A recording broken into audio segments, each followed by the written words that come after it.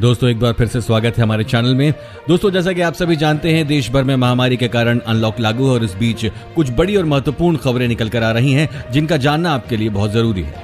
इसी के साथ दोस्तों आज की बड़ी खबर में आप देखेंगे बड़ी खबर, इस राज्य में फिर से लॉकडाउन, यहाँ जाने क्या खुलेगा और क्या रहेगा बंद। इसके साथ ही कोरोना वायरस दिमाग में ला रहा बेहद खतरनाक बदलाव, ठीक होने के बाद भी सता रहा ये डर।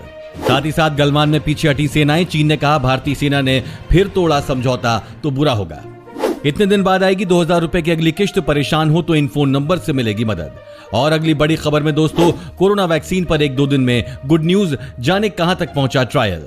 ये सभी खबरें जानना बेहद जरूरी है। खबरों को विस्तार से जानने के लिए बने रहिए हमारे साथ। लेकिन उससे पहले दोस्तों इस वीडियो को बनाने में मुझे बहुत मेहनत लगती है, तो मेरी इस मेहनत के लिए वीडियो पर एक छोटा सा लाइक जरूर करिएगा। तो चलिए बिना देरी किए ले चलते हैं आपको आज की सबसे पहली खबर की तरफ।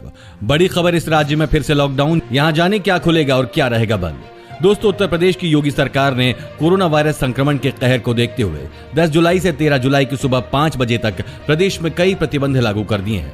स्थिति एक बार फिर लॉकडाउन जैसी ही होगी, लेकिन सरकार इन्हें सिर्फ प्रतिबंध का नाम दे रही है। सरकार ने बड़ा फैसला लेते हुए 3 दिन के लिए कई प्रतिबंध लागू किए हैं और इनका सख्ती से पालन करवाया जाएगा। इस दौरान सभी संस्थान जैसे बाजार, गल्ला मंडी, व्यावसायिक संस्थान, सरकारी और निजी ऑफिस आदि बंद रहेंगे, जबकि आवश्यक सेवाओं की अनुमति जारी रहेगी। यही नहीं, इस दौरान सार्वजनिक साधनों के साथ रोडवेज बसों का आवागमन भी बंद रहेगा। उत्तर प्रदेश के मुख्य सचिव राजेंद्र कुमार तिवारी ने कहा कि कोविड-19 की मौजूदा स्थिति और अन्य संचारी रोगों, मलेरिया, इंसेफेलाइटिस, डेंगू और कालाजार के संक्रमण को रोकने के लिए पूरे प्रदेश में 10 जुलाई की रात 10 बजे से 13 जुलाई की सुबह 5 बजे तक कुछ प्रतिबंधों को लागू किया जा रहा है। यूपी सरकार ने अपने आदेश में साफ किया है कि 3 दिन के दौरान सभी संस्थान जैसे बाजार, गल्ला मंडी, शहरी और ग्रामीण हाट, व्यावसायिक संस्थान, सरकारी और निजी ऑफिस आदि बंद रहेंगे। तो इस दौरान सार्वजनिक साधनों के साथ रोडवेज बसों का आवागमन भी बंद रहेगा। कोरोना वायरस दिमाग में ला रहा बेहद खतरनाक बदलाव, ठीक होने के बाद भी सता रहा है डर। दोस्तों जैसा कि आपको पता है, कोरोना के मामले 1,23,00,000 का आंकड़ा पार कर चुके हैं। इस बीच कोरोना वायरस के बारे में कई बातें निकल कर आ रही हैं। पहले सिर्फ फेफड़ों पर हमला करता दिखने वाला ये वायरस शरीर के लगभग सारे अंगों पर असर डालता है। गंभीर मामलों में ये मस्तिष्क को प्रभावित करता है, यहाँ तक कि दिमाग अपना काम करना बंद कर देता है। अब जर्मनी में हुई एक स्टडी में सामने आया है कि किस तरह से वायरस शरीर को धोखा देते हुए ब्रेन तक पहुंचता है और उस पर असर करता है। दरअसल आपको बता दें, कोरोना के गंभीर मरीज में कई समस्याएं दिखती हैं, जैसे कपकपी, दौरे पड़ना और होश खोना। इस पर जर्मन वैज्ञानिकों ने 11 मरीजों को लेकर एक स्टडी की। इसमें कोरोना मरीज में मस्तिष्क से जुड़े ये सारे लक्षण दिखाई दिए। इसके अलावा एक खतरनाक बात जो सामने आई है वो ये कि एसिडिटी से छुटकारा पाने के लिए ली जा रही दवाएं भी कोरोना का खतरा बढ़ाती हैं। आमतौर पर किडनी की बीमारी के मरीज, डिमेंशिया के मरीजों के साथ साथ और भी कई बीमारियों में हार्टबर्न से बचाव के लिए एसिडिटी की दवाएं दी जाती हैं। साथ ही दोस्तों गलवान में पीछे हटी सेनाएं, चीन ने कहा भारतीय सेना ने फिर तोड़ा समझौता तो बुरा होगा। जैसा कि आपको बता दें, भारत चीन के बीच आपसी संबंध को लेकर बातचीत जारी है। इस बीच चीन ने गुरुवार को कहा कि चीनी और भारतीय सैनिकों ने गलवान घाटी और पूर्वी लद्दाख में वास्तविक नियंत्रण रेखा के पास अन्य इलाकों से पीछे हटने के लिए प्रभावी कदम उठाए हैं और अब हालात स्थिर और बेहतर हो रहे हैं। चीन के मुताबिक दोनों पक्षों में गतिरोध वाले सारे क्षेत्रों से तेजी से सैनिकों को हटाने पर सहमति बनी है। हालांकि चीन की सरकारी मीडिया लगातार आक्रामक रुख अपनाए हुए है और भारतीय सेना को लगातार समझौते न तोड़ने और एलएसी से दूर रहने जैसी नसीहत दी रही है। आपको बता दें, सीमा पर हालात स्थिर हैं और बेहतर हो रही हैं। जानकार इसे चीन की दोहरी रणनीति मानते हैं, क्योंकि ज्यादातर मामलों में चीन के आधिकारिक प्रवक्ता नरम रुख अपनाए रहते हैं, जबकि सरकारी मीडिया लगातार धमकियों और चेतावनी की भाषा का इस्तेमाल करती है। इस रणनीति के जरिए चीन अपनी मंशा भी जता देता है और शांति की बातें भी करता रहता है। साथ ही साथ 21 दिन बाद आएगी 2000 रुपए की अगली किश्त, परेशानी हो तो इन फोन नंबर से मिलेगी मदद। आपको बता दें, प्रधानमंत्री किसान सम्मान निधि योजना की अगली किश्त 21 दिन बाद यानी 1 अगस्त से आनी शुरू हो जाएगी। इस किश्त के तहत करीब 10 करोड़ किसानों के खातों में पैसा आएगा। अब 4.5 करोड़ किसानों को ही इसमें आवेदन करना है। केंद्रीय कृषि मंत्रालय के अनुसार जिन लोगों ने अभी तक आवेदन नहीं किया है वे भी आवेदन कर इस योजना का लाभ उठा सकते हैं। जिन किसानों ने पहले ही आवेदन कर दिया था वे अपना स्टेटस चेक कर सकते हैं। इस योजना के तहत अब तक करीब 74,000 करोड़ रुपए किसानों को प्रदान किए जा चुके हैं। इस बार किसानों के खाते में छठी किश्त के 2000 रुपए 1 अगस्त से आना शुरू हो जाएंगे। इस योजना में 1 करोड़ से ज्यादा किसानों को आवेदन करने के बावजूद इस वजह से पैसा नहीं मिल पाया था क्योंकि उनके दस्तावेजों में गड़बड़ी थी। इस स्थिति से बचने के लिए जिन किसानों ने कुछ समय पहले ही आवेदन किया था वे अपने दस्तावेज चेक कर लें। आधार कार्ड, बैंक अकाउंट नंबर और बैंक में दर्ज नाम की जांच कर लें। आपको बता दें, देश के किसानों को सीधे मदद पहुंचाने के लिए केंद्र सरकार की महत्वाकांक्षी योजना है। इसके चलते केंद्र सरकार ने ऐसा हेल्पलाइन नंबर जारी किया है जिसके जरिए देश का कोई भी किसान सीधे कृषि मंत्रालय में संपर्क कर अपनी परेशानी बता सकता है। पीएम किसान योजना का हेल्पलाइन नंबर 011-243-00606 है।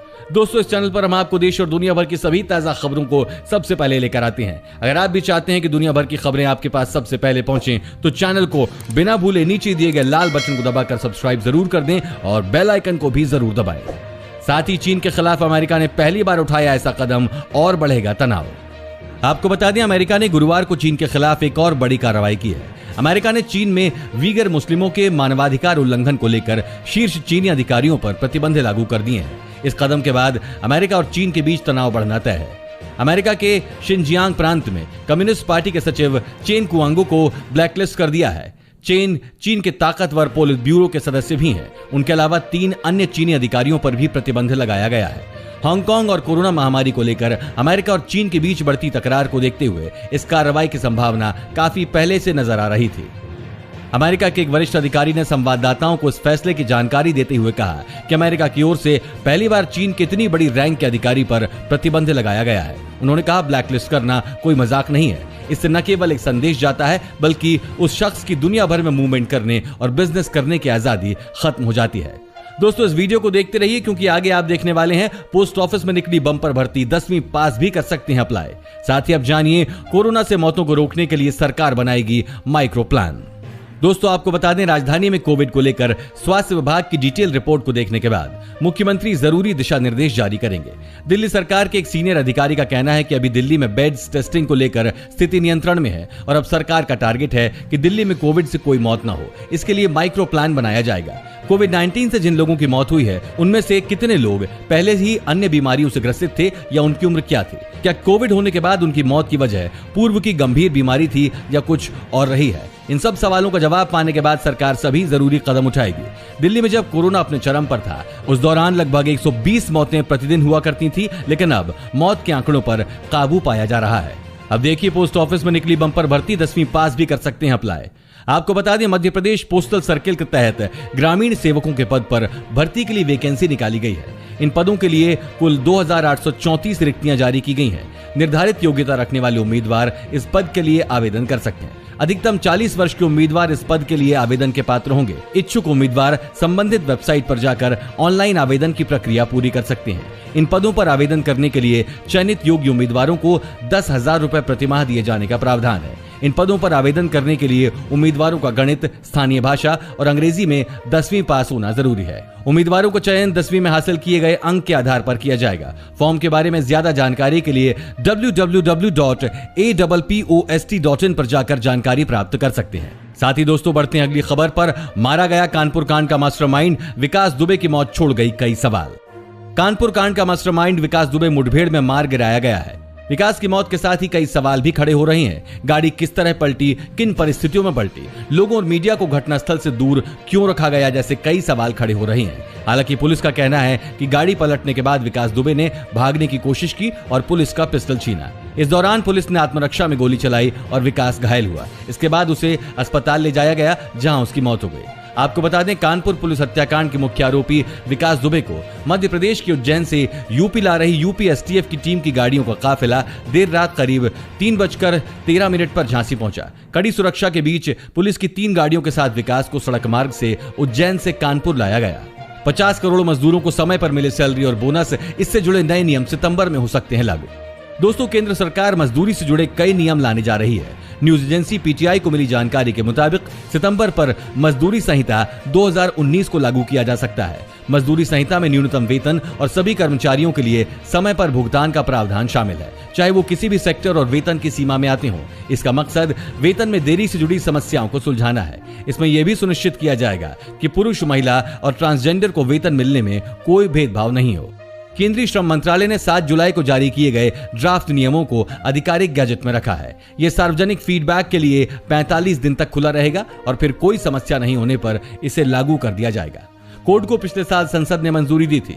नई मजदूरी संहिता से देश में लगभग 50 करोड़ कर्मियों को फायदा होने की उम्मीद है। कहां होगी बारिश और कहां बिगड़ेगा मौसम, जानिए मौसम का हाल। आपको बता दें, देश में सावन का महीना चल रहा है और कहा जाता है इस मौसम में कब धूप और कब बारिश हो जाए किसी को मालूम नहीं। वहीं पिछले दिनों देखा भी गया कि भीषण गर्मी के बीच कुछ दिन मौसम अच्छा रहा और बारिश भी हुई। हालांकि वैसी बारिश हर इलाके में नहीं हो सकी जिससे मौसम कुछ दिन ठंडा हो जाए। हल्की बारिश हुई और देश के ज्यादातर हिस्सों में फिलहाल धूप देखी जा रही है, लेकिन जल्द कई इलाकों में मौसम बिगड़ने का पूर्वानुमान लगाया गया है। मौसम की जानकारी देने वाली संस्था स्काईमेट ने बताया कि देश भर में कई मौसमी सिस्टम बने हुए हैं। बताया गया कि गुजरात के सौराष्ट्र क्षेत्र पर बना निम्न दबाव का क्षेत्र उत्तर पश्चिमी दिशा में आगे बढ़ते हुए तटीय भागों पर पहुंच गया है। इस सिस्टम से उत्तरी राजस्थान तक एक ट्रफ बनी हुई है। साथ ही अगली खबर में कोरोना वैक्सीन पर 1-2 दिन में गुड न्यूज, जाने कहां तक पहुंचा ट्रायल। दोस्तों, वायरस वैक्सीन पर आज 2 बड़े अपडेट हैं। रूस की डिफेंस मिनिस्ट्री ने जो वैक्सीन बनाई है वो ट्रायल के आखिरी दौर में पहुंच गई है। वैक्सीन जिन्हें दी गई उनमें कोरोना वायरस के प्रति इम्यूनिटी डेवलप होती देखी गई है। वहीं दूसरी तरफ चीन के जिफेई ने अपनी कोविड वैक्सीन के फेज 2 ट्रायल शुरू कर दिया है। कंपनी ने 3 हफ्ते पहले ही क्लिनिकल ट्रायल शुरू किया है। कोरोना वैक्सीन बनाने के मामले में चीन सबसे व्यापक स्तर पर कोशिशें कर रहा है। उसकी दुनिया के 19 लीडिंग प्रोग्राम्स में से कम 6 में सक्रिय भागीदारी है। भारत में तैयार हुई कोरोना वैक्सीन कोवैक्सीन का ह्यूमन ट्रायल जल्द शुरू होने वाला है। उससे पहले वैक्सीन के बैच की टेस्टिंग CDL कसौली में चल रही है। हेल्थ ऑर्गेनाइजेशन ने 2021 तक कोविड-19 वैक्सीन की 2 बिलियन डोज तैयार करने का लक्ष्य बनाया है। भारत दुनिया की वैक्सीन जरूरत का 60% सप्लाई करता है। इस लिहाज से उसकी भूमिका इसमें बेहद अहम होगी। प्रधानमंत्री मोदी ने भी कहा है कि भारत वैक्सीन डेवलपमेंट और डिस्ट्रीब्यूशन में बड़ी भूमिका निभाने को तैयार है। साथ ही दोस्तों, रेलवे का बड़ा कारनामा, जल्द बिना बिजली और डीजल के दौड़ेंगी ट्रेन। पिछले 3 महीनों में इंडियन रेलवे कई नई चीजें लॉन्च कर चुका है। क्लीन फ्यूल के इस्तेमाल को रेलवे ने और आगे बढ़ाया है। भारतीय रेल ने बैटरी से चलने वाले इंजन को बनाया है और इसका सफल परीक्षण भी किया है। तो अब ये कहना गलत नहीं होगा कि कुछ ही दिनों में अब पटरियों पर बैटरी से चलने वाली ट्रेनें नजर आ सकती हैं। रेलवे के मुताबिक इस इंजन का निर्माण बिजली और डीजल की खपत को बचाने के लिए किया गया है। इंडियन रेलवे ने बताया कि पश्चिम मध्य रेल के जबलपुर मंडल में बैटरी से चलने वाले ड्यूल मोड शंटिंग लोको नवदूत का निर्माण किया गया है, जिसका परीक्षण सफल रहा है। बैटरी से ऑपरेट होने वाला ये लोको डीजल की बचत के साथ साथ पर्यावरण संरक्षण में एक बड़ा कदम होगा। अगली बड़ी खबर में दोस्तों, पीएम मोदी ने देश के नाम किया रेवा सोलर प्रोजेक्ट। इससे मिलेगी दिल्ली मेट्रो को बिजली। प्रधानमंत्री नरेंद्र मोदी ने शुक्रवार को 750 मेगावाट के रेवा सोलर प्रोजेक्ट को लॉन्च किया है। इस प्रोजेक्ट से दिल्ली मेट्रो को बिजली मिलेगी। मध्य प्रदेश के रीवा में स्थापित किया गया प्रोजेक्ट राज्य का ऐसा पहला नवीनीकरण ऊर्जा का प्रोजेक्ट है जो राज्य के बाहर किसी संस्थागत ग्राहक को बिजली सप्लाई करेगा। इस प्रोजेक्ट के तहत परियोजना में पैदा की जाने वाली ऊर्जा में से 24% ऊर्जा दिल्ली मेट्रो को दी जाएगी। वहीं बाकी की 76% ऊर्जा मध्य प्रदेश की बिजली वितरण कंपनियों को दी जाएगी। रीवा प्रोजेक्ट से कार्बन उत्सर्जन भी कम होगा। अनुमान है कि इससे साल में कार्बन डाइऑक्साइड में 15 लाख टन के बराबर का उत्सर्जन होगा। भारत ने साल 2022 तक 175 गीगावाट तक नवीनीकरण ऊर्जा पैदा करने के लिए परियोजनाएं स्थापित करने का लक्ष्य रखा है। रीवा प्रोजेक्ट उसी दिशा में उठाया गया एक कदम है। दोस्तों, आपको हमारी वीडियो कैसी लगी हमें कमेंट करके जरूर बताएं।